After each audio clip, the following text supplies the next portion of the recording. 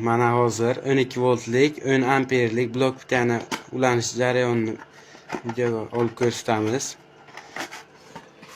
Mana bunga kontaktlari bo'ladi.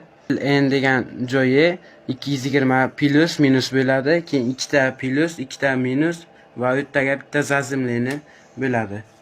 Hozir uni ulab ko'rsatamiz. Mana plusni qo'rqmay shunga ulayverasizlar.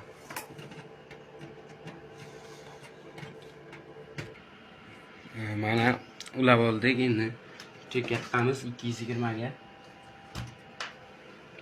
Mana yonadi. Mana 12 voltga ishlaydigan ulab ko'rsatamiz hozir. Bu ikkita plus, bu ikkita minus. Bu o'rtadagi zazimlini bo'ladi.